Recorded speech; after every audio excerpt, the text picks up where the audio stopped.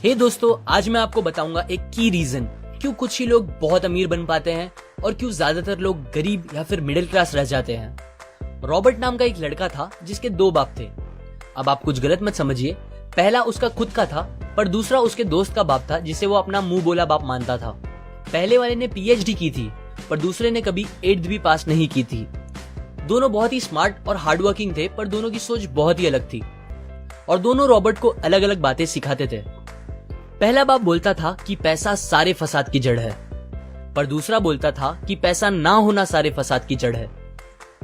पहला रॉबर्ट को हमेशा महंगी चीजों के बारे में सोचने से मना करता था और कहता था कि वो हमारी हैसियत के बाहर है। दूसरा उसे कहता था कि वो सोचे और अलग अलग रास्ते ढूंढे जिससे वो सारी महंगी चीजें खरीद सके।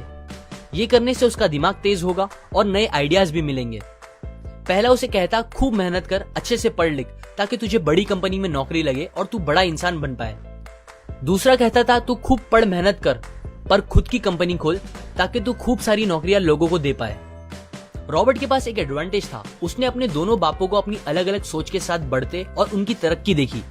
उसने अपना दिमाग लगाया और अपने दूसरे बाप की बातें मानी और फॉलो की, जो कि बाद में मायामी फ्लोरिडा का सबसे अमीर इंसान बना और उसकी सिखाई बातों से उसने खुद करोड़ों कमाए, जबकि उसका पहला बाप जिंदगी भर गरीब रह गया। सबसे इंपॉर्टेंट बातों में से एक बात जो रॉबर्ट ने अपने अमीर बाप से सीखी वो थी फाइनेंशियल लिटरेसी, जिसका मतलब है एसेट्स और लायबिलिटीज के बीच का डिफरेंस जानना।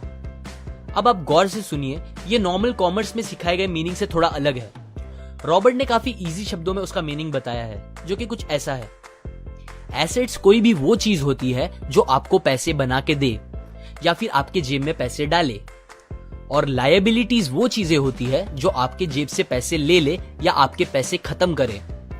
अमीर लोग इसीलिए अमीर होते हैं बिकॉज वो अपने एसेट्स बनाते हैं, जबकि मिडिल क्लास लोग बस लायबिलिटीज पे खर्च करते हैं। मिसाल के तौर पर रमेश और सुरेश नाम के दो दोस्त थे। दोनों सेम पोजीशन और सेम सैलरी पे काम करते थे। जब भी उन्हें सैलरी मिलती, रमेश अपनी सैलरी से नए कपड़े, नए गैजेट्स, नया फोन, बाइक या कार ऐसी चीजें खरीदता था जो उसे अमीर जैसा फील कराती थी।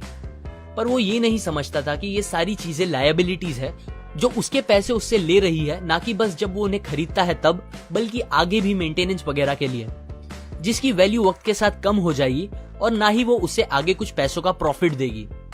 बट सुरेश ऐसा नहीं था। वो ये सारी चीजें नहीं खरीदता था जब तक कि उसके लिए बहुत जरूरी ना हो वो चीज खरीदना।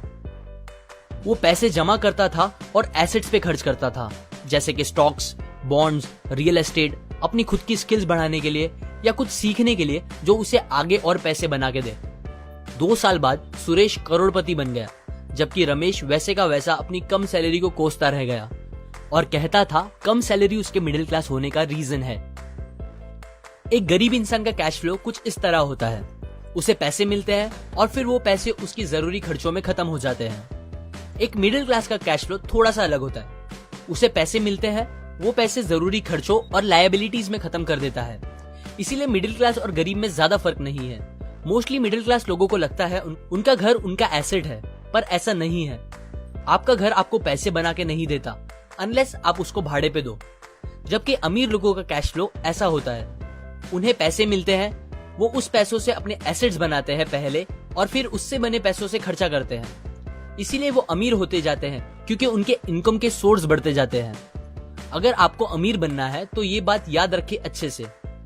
इस बात से फर्क नहीं पड़ता कि आप कितना कमा रहे हैं, बल्कि आप उन पैसों को कैसे और कहां खर्च कर रहे हैं, ये इंपॉर्टेंट है। आपको कंज्यूमर की सोच से बाहर आकर इन्वेस्टर की सोच अपनानी पड़ेगी। लोग कंप्लेन करते हैं उनकी खराब कंडीशन का रीजन उनकी कम सैलरी है और सैलरी बढ़ेगी तो वो आराम से रहेंगे, पर प्रॉब्लम ये है कि इनकम बढ़ने के बाद लोगों के खर्चे ज्यादा बढ़ जाते हैं, क्योंकि ज्यादा पैसे ज्यादा अच्छी चीजें खरीदने पे मजबूर करता है, जैसे कि एक बेहतर फोन, कार, घर, जो कि सब फिर से बस लायबिलिटीज है जो आपको कभी अमीर बनने नहीं देगी। ये बातें मैंने रॉबर्ट कियोसाकी की book rich dad poor dad से पढ़ी है, जो वो पहली बुक थी जिसने मेरी सोच चेंज की और बेहतर बनाई।